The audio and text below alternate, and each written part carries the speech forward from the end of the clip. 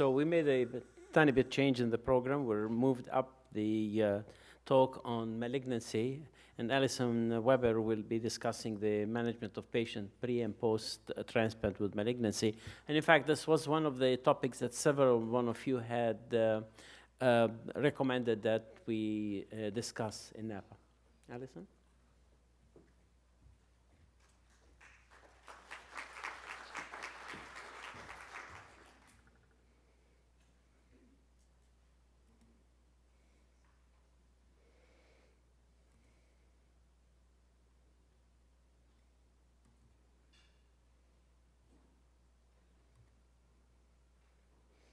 Okay. So I was making a joke earlier that, when you come to Napa, it's beautiful weather and wine and cheese, and now we'll be talking about cancer, which everybody wants to do when they come to Napa. So I'm going to talk about the interesting and very important topic of managing malignancies pre-transplant and post-transplantation. So cancer and transplantation. Cancer is second only to cardiovascular disease now as the leading cause of post-transplant mortality, surpassing death from infection in recent reports, and it's anticipated to overtake cardiovascular disease as the leading cause of death in transplant recipients within the next 10 years. Solid organ transplant recipients are estimated, as you probably know, to have a 2 to 4-fold greater overall risk of malignancy than the general population.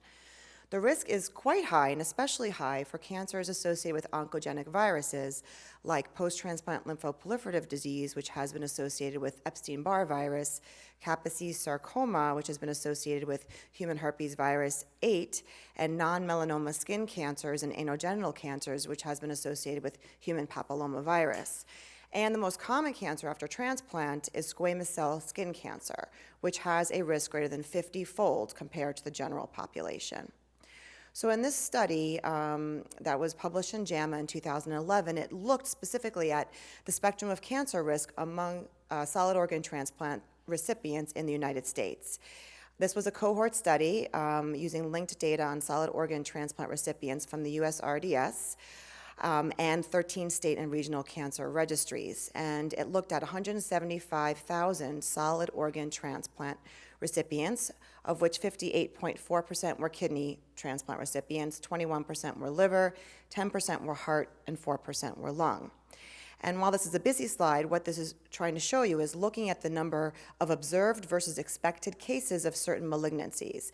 This table focuses on the risk of infection-related malignancies, the ones that I'd previously mentioned. And if you look at non-Hodgkin's lymphoma, for example, which is an example of one of the post-transplant lymphoproliferative diseases, the observed number of cases was 1,500 to the expected number of cases about 200, with a standardized incidence ratio of 7.54.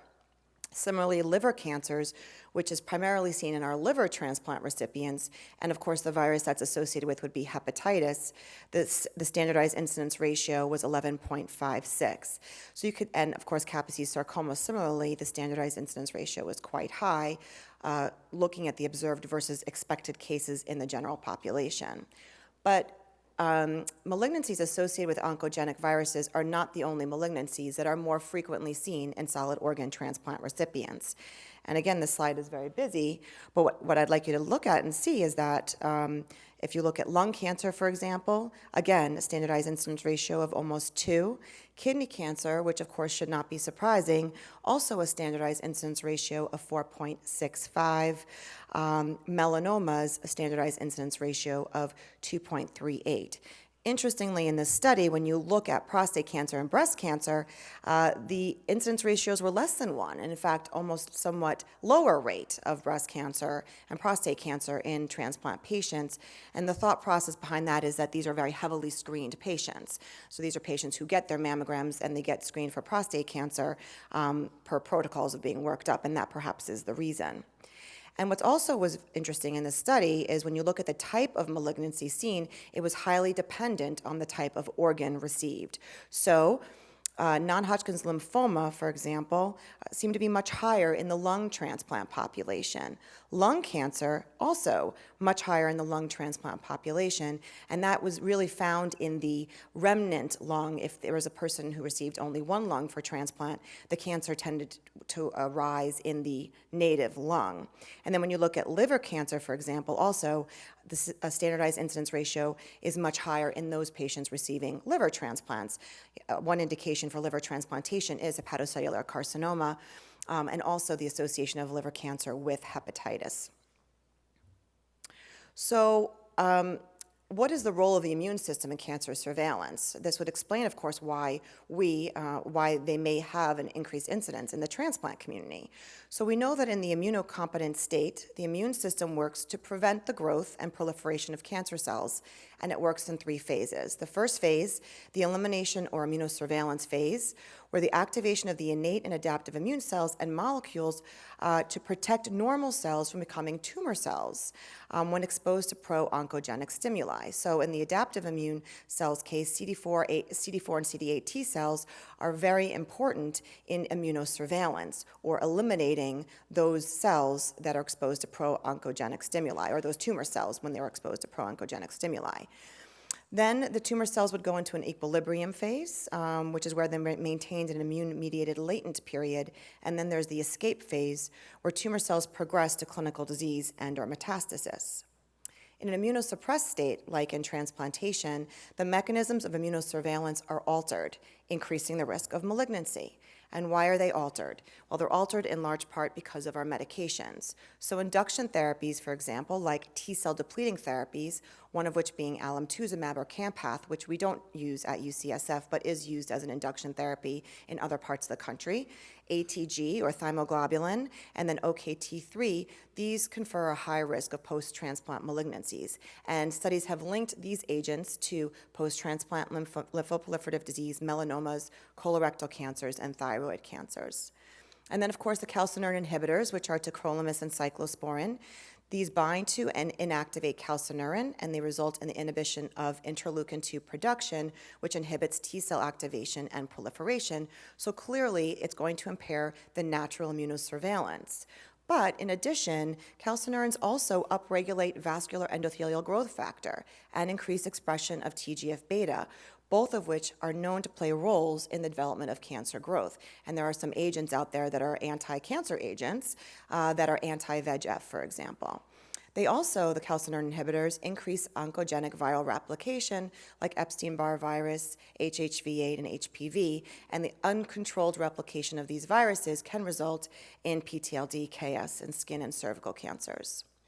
What about the antimetabolites? Azathioprine interferes with DNA replication and inhibits T lymphocyte proliferation and has been linked to squamous cell skin cancer by limiting the natural DNA repair process necessary to mediate DNA mutations secondary to UV radiation exposure. And for those of you who have seen patients who were transplanted 30 years ago who are maintained only on Imuran and prednisone, which was the regimen back then, you can see clearly that most of them will show up with a huge amount of actinic keratoses as well as squamous cell carcinoma, so it's a big problem. However, with Myfortic or MMF, there's less consistency of data regarding the risk of malignancy with this agent. And as you know, the mechanism of action is it inhibits the enzyme inosine monophosphate dehydrogenase, inhibiting T and B cell proliferation. And then there's belatacept, which is a co-stimulation blockade agent, which has been found to increase the incidence of PTLD as well, primarily in serologically EBV-negative recipients receiving organs from EBV-positive donors. I do want to focus a little bit on this because there's some therapies coming out in the cancer community, which are very relevant to this talk and I think are very fascinating, and they take advantage of the exact same pathways that belatacept takes advantage of. So again, just to remind you, the T cell, in order to become activated, needs not just signal 1, but a signal 2 called a co-stimulation signal in order to become active. Where belatacept works is it binds CD80-86, which does not allow the CD28 to bind, and therefore the T cell cannot become activated. Well, new cancer therapies, or this new immunotherapy, is very fascinating because it's taking advantage of those same co-stimulation pathways. And what it's trying to do is the polar opposite of what we want to do in transplant. So whereas in transplant, we want negative signals to go through. We want CTLA-4, which basically tells the T cell to shut down. We want those pathways to be active. And what the cancer therapies are doing is the polar opposite. The tumor cells seem to be able to upregulate these ligands, PD-L1 and PD-L2 on their surface, to bind with PD-1 in the T cell, which ultimately shuts down the T cell. And that's how these tumor cells are able to evade the immune system. These new immunotherapies in cancer, one of which is an anti-PD-1 antibody, which is used in melanoma, for example, will block that pathway, which will make the immune system activated and will destroy the tumor cell. Finally, Mtor inhibitors, which we know about everolimus and sirolimus, these are interesting agents because they possess both immunosuppressant as well as anti-cancer activity. The PI3K-AKT-mTOR pathway plays an essential role in all living cells for growth, proliferation, survival, and motility. And some possible mechanisms for its anti-malignant properties are inhibition of P70S6 kinase, inhibition of interleukin 10, inhibition of cyclins, which block cell cycle activity, and impairing the signaling of vascular endothelial growth factor, which is critical for lymphangiogenesis for malignancies. So does malignancy pre-transplant matter? Does it affect post-transplant outcomes? And so briefly, there's two studies that I'm going to review very quickly. One was published in 2016, looking at the association of pre-transplant skin cancers. So this is all skin cancers, melanoma and non-melanoma, and looking at its association with post-transplant malignancies of all kinds, graft failure and death in kidney transplant recipients. And this was published by some of our colleagues at UCLA. And it looked at 1,671 recipients with and 102,000 recipients without pre-transplant skin malignancies. And what you can see clearly is when you're looking at the adjusted cumulative incidence of post-transplant malignancy, and and again, this is all malignancies, so other solid tumors in addition, you could see that clearly having had a pre-transplant skin cancer of any kind results in a much higher incidence of overall post-transplant malignancies.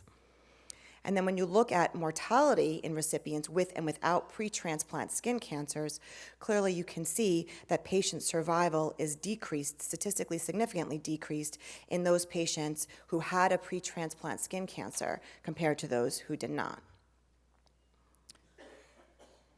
Okay, this got a little screwed up for some reason. Sorry about that. Let me try. All right, well, in this study, I'll see if I can get through the slide, it looked at the outcomes of solid organ transplant recipients. This was a meta-analysis with pre-existing malignancies of any kind in remission. And it looked at, again, a meta-analysis and included 23 studies. And they were included if they compared solid organ transplant recipients with pre-transplant malignancy to recipients without any kind of cancer history. And they looked at all-cause mortality, specific cause mortality, and incidence of post-transplant de novo malignancies. And as you can see, in those studies, in this meta-analysis, which was just published this year, a couple months ago, clearly all-cause mortality was significantly increased in all patients who had solid organ, who had tumors or malignancies in remission pre-transplant. And this looked specifically at cancer-related mortality in those patients with pre-transplant malignancies. So the answer is it does matter. Okay, so then, this is also a little bit messed up, sorry, but so what do? We typically have wait times, pre-transplantation, that we do to ensure that the patient is in remission and to minimize the risk of recurrence post-transplant. And so this is a slide that, that shows you different recommendations. There are even things like floating around on the screen there. Oh. I guess I should stop trying to use the pointer. Anyway, so, and what you could see is different societies have different recommendations. So if it's an empty circle, they recommend no years for wait time.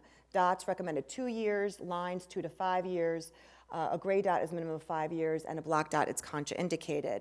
And so you could see here that, for example, renal cell carcinoma, if it's small or discovered incidentally, most of these societies recommend no wait time whatsoever, which is similar to what we do at UCSF. In situ bladder cancers, and in fact, most in situ cancers in general, there's really no recommended wait time. And then early stage breast cancers, anywhere from 2 to 5 years is recommended. Of course, more advanced stages is at least 5 years, and in some cases, it's not recommended at all to go forward with a kidney transplant. Uterine cancer, prostate cancer, melanomas, for example, is at least a 5-year wait time because of its very high recurrence rate. So in summary, for our program, we typically don't have any waiting period necessary with low-risk tumors. So as I mentioned, an incidentally discovered renal cell carcinoma, which is, per our criteria, less than 4 centimeters localized to the kidney, what we typically do is we'll have no wait time, we'll transplant them, and they'll remove that kidney at the time of surgery. In situ carcinomas, we also typically don't have a wait time. Primary basal cell cancers and low-grade bladder cancers, really no waiting period for transplantation. Transplants should be delayed at least 5 years with tumors that carry a high risk of recurrence, including melanoma, breast cancer, and colon cancer. And then most other cancers we look at basically on an individual basis. Most other tumors we typically wait about 2 years, but again, we try to individualize it and look at the particular circumstance to make a decision about risk-benefit for that patient. I just wanted to point out that previously it had been thought of as a contraindication over here. I want to point, but I'm okay. To even transplant patients with myeloma. That is no longer thought to be a contraindication anymore. So working with Dr. Jeff Wolf, who is an oncologist who specializes in myeloma at UCSF, he had approached our transplant team to say, well, myeloma was treated very differently several years ago, and now there have been several more agents that have come on board, including Velcade, which is bortezomib, as well as Revlimid, which have basically changed the course of myeloma. It's become a much more treatable disease, and his thought was that we should begin transplanting these patients. So we have started transplanting these patients, and actually one of our transplant nephrology fellows, Thuy Lee, and myself wrote up our experience with 4 of those patients who we transplanted, looking at 1-year outcomes basically. And surprisingly, they did quite well, actually. There were no rejection episodes reported. None of them developed CMV or BK. The number of hospitalizations were anywhere from 1 to 3, which is not unusual and not any different from the general transplant population. And 1 patient did have a recurrence of melanoma, which was treated. And so we started to do this, and this is what our protocol is, because several of you are going to be seeing these patients with myeloma on dialysis. What we typically do, of course, each case is individualized, but our general protocol has been these patients have received induction chemotherapy and received an auto stem cell transplant, and we want them to be maintained on minimal therapy for myeloma, typically 1 drug regimen. We prefer Velcade, which is bortezomib, simply because there's some data for it in the transplant population in terms of its treatment of antibody-mediated rejection and its activity against plasma cells specifically. So we want them maintained preferably on 1 drug regimen with a repeat bone marrow at 1 year after their auto stem cell transplant, which shows a VGPR, which is literally a very good a partial response. That's how they define their response rates to a complete remission. And then we want heme clearance. So this has been our protocol, and it's been pretty successful, and it's something that's pretty exciting. Okay, let's talk about management of malignancies post-kidney transplantation. So we want to focus on preventative measures. We want to avoid excess immunosuppression, and I think that our transplant center is very unique in trying to do this. Some centers use protocols, and they use the same immunosuppressive regimen for every transplant recipient. We don't do that. We look at each patient individually, at their sensitization status, their comorbidities, and we try to pick the best regimen for that individual. We also, obviously, we want to implement age-appropriate screening, vaccinations, and we want to minimize sun exposure, which is incredibly important. And here is current guidelines for cancer screening in the general population and after transplantation. And there are some differences. As we mentioned, since skin cancer is so common in our patient population, we do recommend monthly self-skin exams and every 6 to 12 months an exam by a dermatologist, which is something that we recommend for all our patients. and can certainly have you guys help us out in making sure our patients are compliant with that. In terms of cervical cancer screening, there's also a difference, whereas in the general population, they have lowered the frequency to being about every 2 or 3 years. In our patient population, once sexually active, we recommend annual pap smears. There's no specific guidelines for looking at renal tract cancers. We specifically do try to screen the other, our recipients who've had a history of renal cell carcinoma to make sure that the other kidney is not affected routinely, but we don't routinely have ultrasounds for all of our transplant recipients looking for renal cell carcinoma. Things that makes us suspicious are an erythrocytosis, for example, post-transplant, that may make us look for a renal cell carcinoma in those patients. So what about treatment of post-transplant malignancies? Clearly, the number 1, 2, 3, 4, 5 thing to do is to reduce immunosuppressive therapy. Some of that, reducing immunosuppressive therapy may result in complete tumor regression in some early cases of PTLD, in some skin cancers, and Kaposi sarcoma. Some centers first reduce the antimetabolite for fear because there's a lower risk of rejection when you're on a CNI and a prednisone than MMF and prednisone, but data really suggests that the calcineurin really plays more of a causative role in malignancies and has been implicated even in promoting metastases. So what about Mtor inhibitors? Well, in the CONVERT trial, it showed a reduction in the incidence of skin cancer in the group of patients that were converted to Mtor inhibitors, sirolimus, compared with those remaining on CNI. And there were 2 recent randomized controlled trials which were designed specifically to evaluate the effectiveness of Mtor as immunosuppressive agents in the context of malignancy. I'll review one of those. This was published in the New England Journal of Medicine in 2012, and it looked at sirolimus and secondary skin cancer prevention in kidney transplantation. This was a multi-center trial randomly assigned transplant recipients who were taking calcineurins and had at least 1 cutaneous squamous cell carcinoma, either to receive sirolimus as a substitute for CNI or to be maintained on their initial treatment. And the primary endpoint was survival-free of new squamous cell carcinoma at 2 years. This shows you the results. This is the probability of survival-free of a new cutaneous squamous cell carcinoma at 2 years. So in panel A, you can clearly see that there was a statistically significant difference in the amount of time survival-free without a new squamous cell carcinoma between those who were on the Mtor inhibitor and those who were on CNI, and that was statistically significant. And in panel B, this looks at specifically those patients who only had 1 squamous cell carcinoma at the time of diagnosis, who were then randomized to the 2 groups. And clearly that was highly statistically significant, where the development of new squamous cell carcinoma post just 1 initial one was significant, whereas in those who had multiple squamous cell carcinomas, it was not statistically significant, though there was clearly a trend toward improvement in terms of developing new squamous cell carcinomas. Unfortunately, adverse events in the sirolimus group led to discontinuation in 15 patients after a median of 2.5 months, and there were 60 serious adverse events versus 14 in the CNI group. And the benefit-risk ratio appeared to increase with lower doses of rapamune as opposed to higher doses, and there was a more pronounced effect after the first occurrence of squamous cell carcinoma. And the author speculated that rapamune might act on skin cancer through antiviral mechanisms that have been shown with other viruses.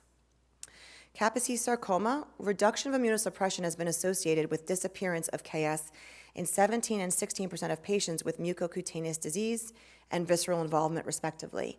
The elimination of CNI is vital to the treatment of KS post-transplant, and the substitution of sirolimus for cyclosporin in a total of 17 transplant patients has been associated with complete regression of the Kaposi sarcoma.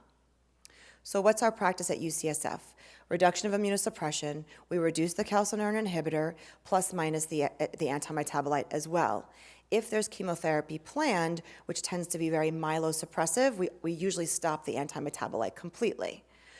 And we convert to Mtor inhibitors if there's no contraindication. Of course, if there's proteinuria or if there's an upcoming surgical procedure planned, we would probably not convert to Mtor inhibitors, but we like to convert, especially when there's very strong data for including skin cancers, Kaposi sarcoma, possibly even renal cell carcinoma. So in conclusion, malignancy is a leading cause of post-transplant mortality. The risk is especially high for cancers associated with oncogenic viruses, but non-virally mediated cancers are also more prevalent in the transplant population compared to the general population. Anti-rejection therapies impair immunosurveillance, which may promote oncogenesis. Pre-transplant malignancies are associated with worse outcomes post-transplant. More data are needed to assist transplant programs with the complex decision of whether to offer a transplant to individuals with a prior cancer. And I think this quote from Engels and AJT just this year talked about how transplant centers need to work on careful balancing of a patient's risk of dying without a transplanted organ, the risk of dying from cancer recurrence following transplantation, and the societal need to maximize the benefit of transplantation across the population. Avoiding excessive immunosuppression and following cancer screening guidelines can help prevent post-transplant malignancy. Once diagnosed, immunosuppression reduction is the first-line therapy, and Mtor inhibitors can be used to substitute CNIs in the setting of malignancies where there are no contraindications, but unfortunately tend to be limited by some side effects. Thank you.